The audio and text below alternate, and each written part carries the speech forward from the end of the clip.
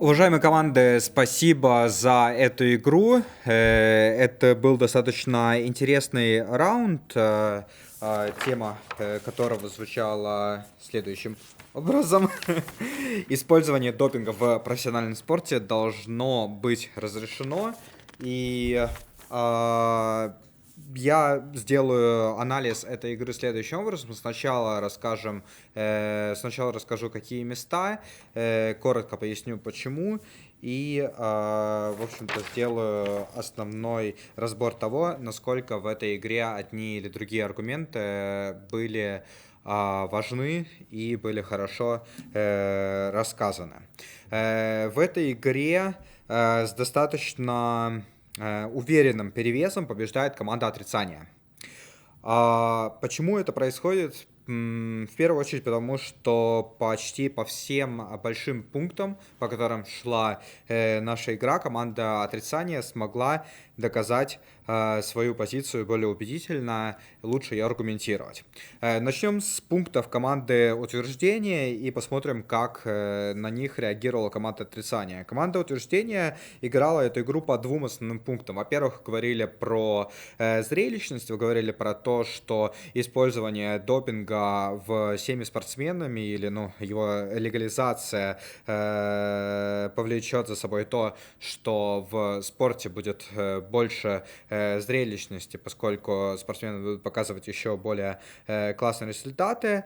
На что команда отрицания возражала вам насчет того, что в любом случае, если у нас есть спортсмены с схожими результатами, даже без допинга, если у 2 или у 3 или у 5 спортсменов есть схожие результаты и уровень конкуренции похож, то, во-первых, для зрителя уже это важно, и конкуренция остается, следовательно, спорт остается зрелищным, и, во-вторых, они также говорили вам о том, что даже сейчас без допинга спорт не стоит на месте, техническое развитие спорта, то есть какие-либо новые технологии тренировок и так далее, они повышают результаты спортсменов, рекорды все равно ставятся, и здесь, я не увидел, чтобы ваша команда дала достаточно хорошее объяснение того, почему качественное улучшение, качественное увеличение зрелищности поведет за собой то, что спорт, скажем, будет более популярен или будут еще какие-то большие пользы, то есть которых нету на стороне отрицания. Вторая вещь, о которой вы говорили, это вопрос безопасности. Это, то есть с вашей стороны был разговор о том, что когда допинг выйдет из серой зоны, станет легализованным, то спортсмены больше не должны будут подвергать свое здоровье такому риску, поскольку они больше не будут вынуждены скрывать и использовать какие-то экспериментальные препараты. И, собственно, это повлечет за собой также то, что, соответственно, допинг не будет больше демонизироваться. Пункт о демонизации. В целом, я считаю, что вами при определенных условиях действительно был бы успешно защищен, но, опять же, вы не сумели доказать, насколько здесь релевантно то, насколько допинг в той или иной ситуации, в настоящем или в будущем, демонизирован, либо, наоборот, признается. То есть, скорее, в самом пункте о безопасности, что говорила вам команда отрицания, это то, что у спортсменов и чиновников, с одной стороны, соответственно, у самих спортсменов, чтобы оставаться конкурентоспособными, с другой стороны, у чиновников будут все основания для того, чтобы их спортсмены все равно использовали самый эффективный допинг, тот допинг, который будет доступен, и, следовательно,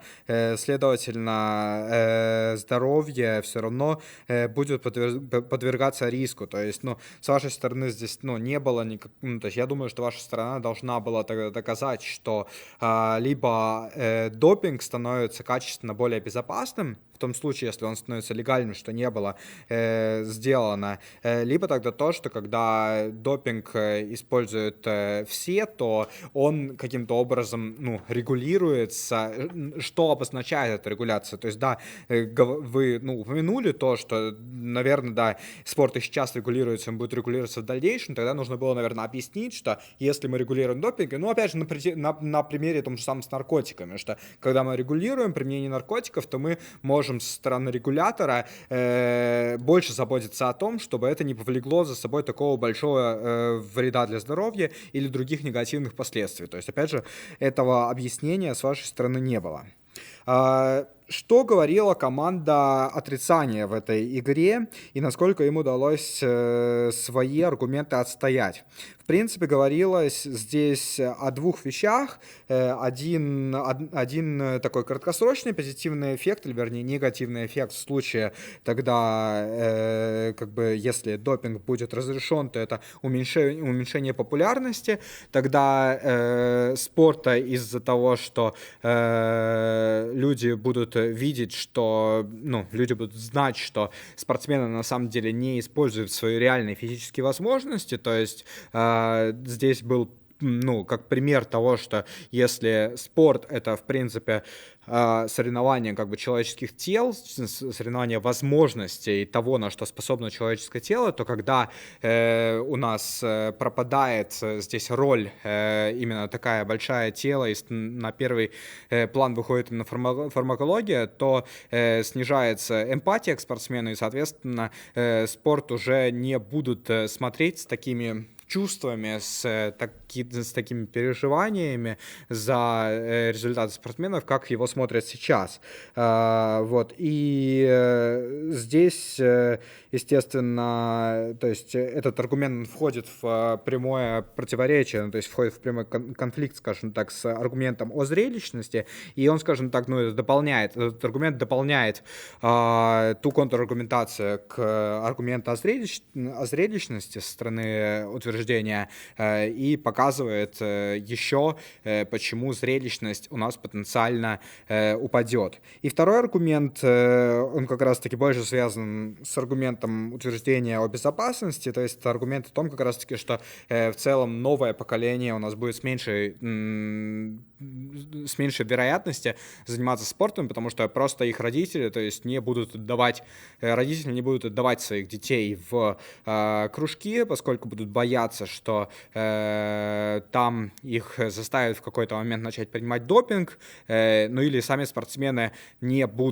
молодые спортсмены, ну, будут поставлены перед очень тяжелым выбором насчет того, что применение допинга либо тогда конец карьеры, либо, ну, продолжение карьеры, но не на каком-то, я так понимаю, самом высоком уровне. И то есть, что мы получаем как результат? Мы получаем, опять же, меньше новых спортсменов. Этот, на самом деле, аргумент со стороны отрицания мне показался менее доказанным, поскольку непонятно, какая его значимость. То есть для того, чтобы хорошо доказать и выиграть дебаты по этому аргументу, стороне отрицания, на мой взгляд, нужно было бы тогда доказать, что спорт должен оставаться максимально, как бы так скажем, доступным, спорт высших достижений должен оказаться доступным, что перед людьми не должно стоять барьеров в виде того, что если я хочу продолжать, то передо мной не должно быть вопроса, а должен ли я при этом подвергать свой организм риску и